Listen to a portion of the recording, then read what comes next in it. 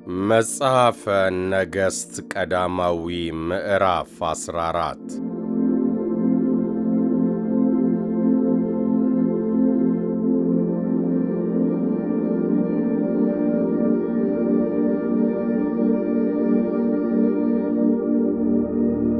በዚያም ወራት የኢዮርብዓም ልጅ አብያ ታመመ። ኢዮርብዓምም ሚስቱን ተነሺ፣ የኢዮርብዓምም ሚስት እንደሆንሽ እንዳትታወቂ ልብስሽን ለውጭና ወደ ሴሎ ሂጂ፣ እነሆ በዚህ ሕዝብ ላይ እንድነግሥ የነገረኝ ነቢዩ አኪያ በዚያ አለ። በእጅሽም 10 እንጀራና እንጎቻዎች አንድም ምንቸት ማር ይዘሽ ወደ እርሱ ሂጂ፣ በልጁም የሚሆነውን ይነግርሻል አላት። የኢዮርብዓምም ሚስት እንዲሁ አደረገች። ተነስታም ወደ ሴሎ ሄደች።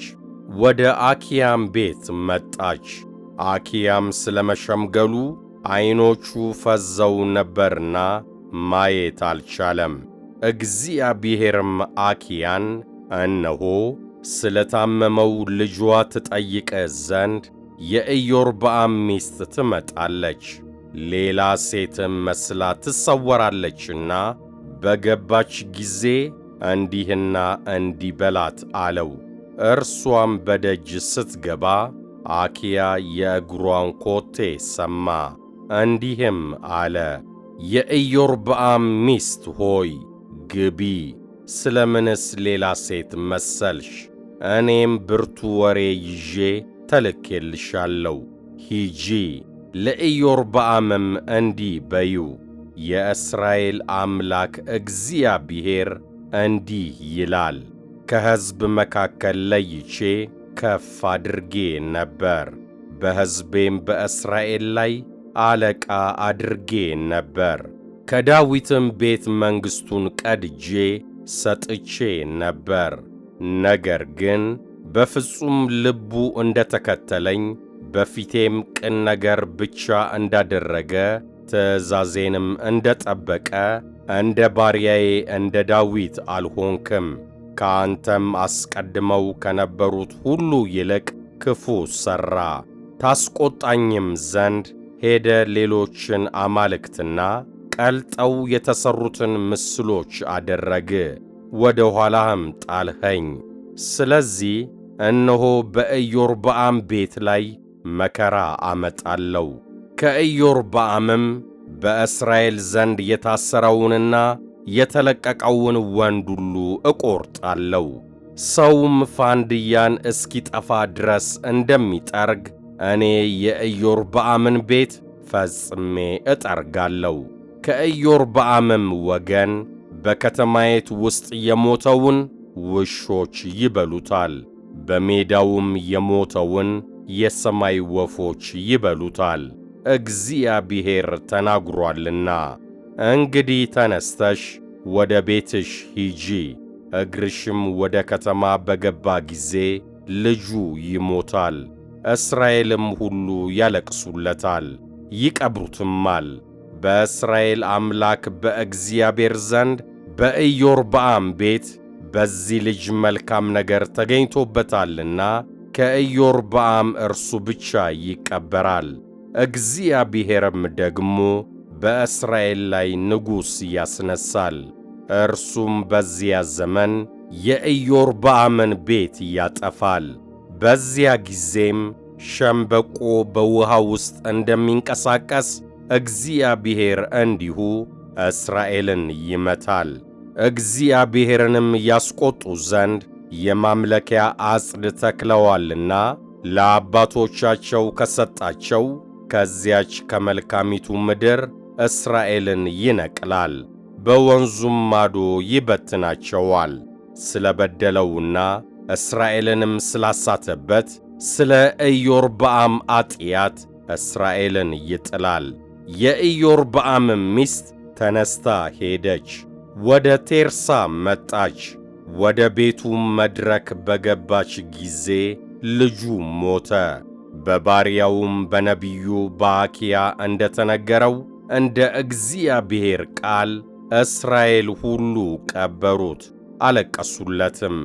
የቀረውም የኢዮርብዓም ነገር እንዴት እንደተዋጋ እንዴትም እንደነገሠ እነሆ በእስራኤል ነገሥታት ታሪክ መጽሐፍ ተጽፏል።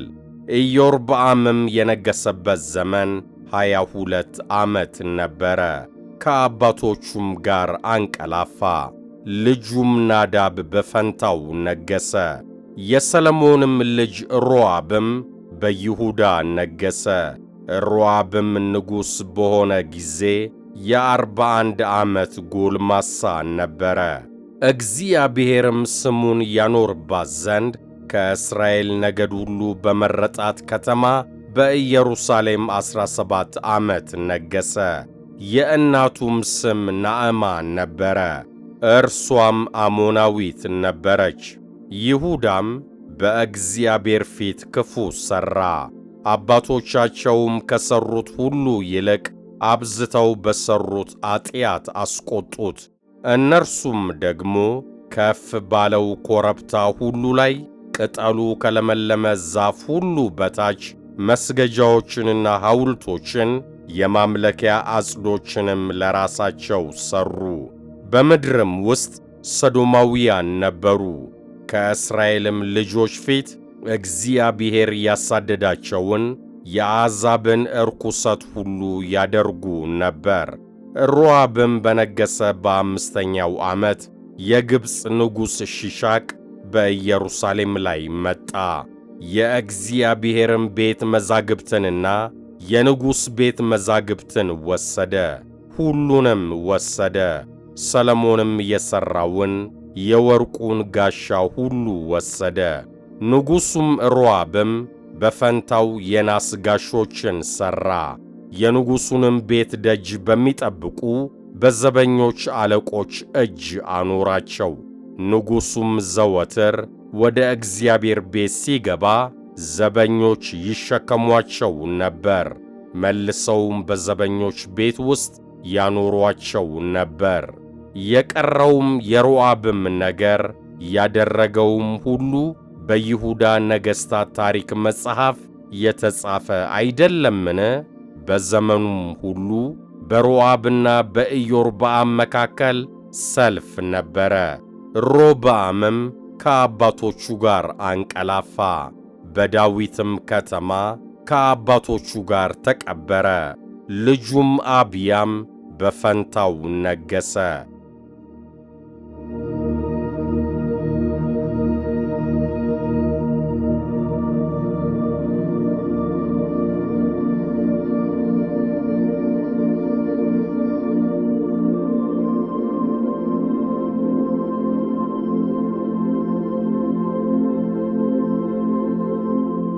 መጽሐፈ ነገሥት ቀዳማዊ ምዕራፍ 15 የናባጥ ልጅ ኢዮርብዓም በነገሠ በ18ኛው ዓመት አብያም በይሁዳ ላይ ንጉሥ ሆነ። በኢየሩሳሌምም 3 ዓመት ነገሠ። እናቱም መዓካ የተባለች የአቤሴሎም ልጅ ነበረች።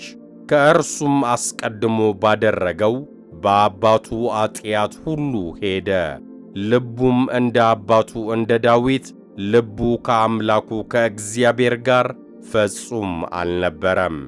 ነገር ግን ልጁን ከእርሱ በኋላ ያስነሣ ዘንድ ኢየሩሳሌምንም ያጸና ዘንድ አምላኩ እግዚአብሔር ስለ ዳዊት በኢየሩሳሌም መብራት ሰጠው። ዳዊት በዘመኑ ሁሉ በእግዚአብሔር ፊት ቅን ነገር አድርጎ ነበርና ካዘዘውም ነገር ሁሉ ፈቀቅ አላለም ነበርና። በኢዮርብዓምና በሮዓብም ልጅ በአብያም መካከል በዘመኑ ሁሉ ጠብ ነበረ። የቀረውም የአብያም ነገር ያደረገውም ሁሉ በይሁዳ ነገሥታት ታሪክ መጽሐፍ የተጻፈ አይደለምን? በአብያና በኢዮርብዓም መካከል ሰልፍ ነበረ። አብያምም ከአባቶቹ ጋር አንቀላፋ፣ በዳዊትም ከተማ ቀበሩት። ልጁም አሳ በፈንታው ነገሠ። በእስራኤል ንጉሥ በኢዮርብዓም በ20ኛው ዓመት አሳ በይሁዳ ላይ ነገሠ። በኢየሩሳሌምም 41 ዓመት ነገሠ። እናቱም መዓካ የተባለች የአቤሴሎም ልጅ ነበረች። አሳ እንደ አባቱ እንደ ዳዊት በእግዚአብሔር ፊት ቅን ነገር አደረገ። ከአገሩም ሶዶማውያንን አስወገደ። አባቶቹም ያደረጉትን ጣዖታትን ሁሉ አራቀ። በማምለኪያ አጽድ ጣዖት ስለሠራች እናቱን መዓካን እቴጌ እንዳትሆን ሻራት። ጣዖቷንም ሰበረው፣ በቄድሮንም ፈፋ አጠገብ አቃጠለው። ነገር ግን በኮረብቶች ላይ ያሉትን መስገጃዎች አላራቀም። የአሳ ልብ ግን በዘመኑ ሁሉ ከእግዚአብሔር ጋር ፍጹም ነበረ።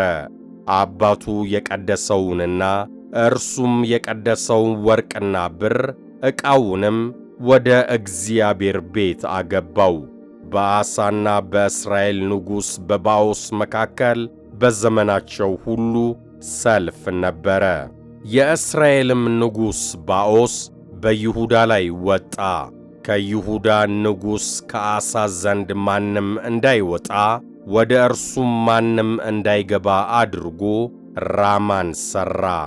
አሳም በእግዚአብሔር ቤትና በንጉሥ ቤት መዛግብት የቀረውን ብርና ወርቅ ሁሉ ወስዶ በባሪያዎቹ እጅ ሰጣቸው።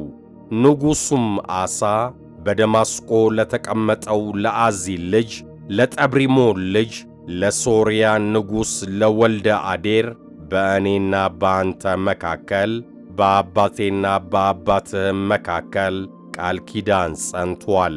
እነሆ ብርና ወርቅ ገጸ በረከት ሰድጄልሃለሁ። እርሱ ከእኔ ዘንድ እንዲርቅ ሄደ ከእስራኤል ንጉሥ ከባኦስ ጋር ያለህን ቃል ኪዳን አፍርስ ብሎ ሰደደ። ወልደ አዴርም ለንጉሡ ለአሳ እሺ አለው። የሰራዊቱንም አለቆች በእስራኤል ከተሞች ላይ ሰዶ ኢዮአንንና ዳንን፣ አቤል ቤት፣ መዓካንንና ኬኔሬትን ሁሉ የንፍታሌምንም አገር ሁሉ መታ። ባኦስም ያን በሰማ ጊዜ ራማን መሥራት ትቶ በቴርሳ ተቀመጠ። ንጉሡም አሳ በይሁዳ ሁሉ ላይ አዋጅ ነገረ፣ ማንም ነፃ አልነበረም። ባኦስም የሠራበትን የራማን ድንጋይና እንጨት ወሰዱ። ንጉሡም አሳ የብንያምን ጌባንና ምጻብን ሠራበት። የቀረውም የአሳ ነገር ሁሉ ጭከናውም ሁሉ ያደረገውም ሁሉ የሠራቸውም ከተሞች በይሁዳ ነገሥታት ታሪክ መጽሐፍ የተጻፈ አይደለምን? ነገር ግን በሸመገለ ጊዜ እግሮቹ ታመሙ። አሳም ከአባቶቹ ጋር አንቀላፋ። በአባቱም በዳዊት ከተማ ከአባቶቹ ጋር ተቀበረ። ልጁም ኢዮሳፍጥ በፈንታው ነገሠ። በይሁዳም ንጉሥ በአሳ በሁለተኛው ዓመት የኢዮርብዓም ልጅ ናዳብ በእስራኤል ላይ ነገሠ። በእስራኤልም ላይ 2 ዓመት ነገሠ። በእግዚአብሔርም ፊት ክፉ አደረገ። በአባቱም መንገድ እስራኤልንም ባሳተበት ኃጢአት ሄደ። ከይሳኮርም ቤት የሆነ የአኪያ ልጅ ባኦስ ተማማለበት። ናዳብና እስራኤልም ሁሉ ገባቶንን ከበው ነበርና ባኦስ በፍልስጤም አገር ባለው በገባቶን ገደለው። በይሁዳ ንጉሥ በአሳ በሦስተኛው ዓመት ባኦስ ናዳብን ገደለው፣ በፈንታውም ነገሠ። ንጉሥም በሆነ ጊዜ የኢዮርብዓምን ቤት ሁሉ መታ። ኢዮርብዓምም ስለ ሠራው ኃጢአት እስራኤልንም ስላሳተበት የእስራኤልንም አምላክ እግዚአብሔርን ስላስቈጣበት ማስቈጫ በባሪያው በሶሎናዊው በአኪያ እጅ እንደ ተናገረው እንደ እግዚአብሔር ቃል እስኪያጠፋው ድረስ ከኢዮርብዓም አንድ ትንፋሽ ያለው አላስቀረም። የቀረውም የናዳብ ነገርና ያደረገው ሁሉ በእስራኤል ነገሥታት ታሪክ መጽሐፍ የተጻፈ አይደለምን? በይሁዳም ንጉሥ በአሳ በሦስተኛው ዓመት የአኪያ ልጅ ባኦስ በእስራኤል ሁሉ ላይ በቴርሳ ንጉሥ ሆኖ 24 ዓመት ነገሠ። በእግዚአብሔርም ፊት ክፉ አደረገ። በኢዮርብዓምም መንገድ እስራኤልንም ባሳተበት ኃጢአት ሄደ።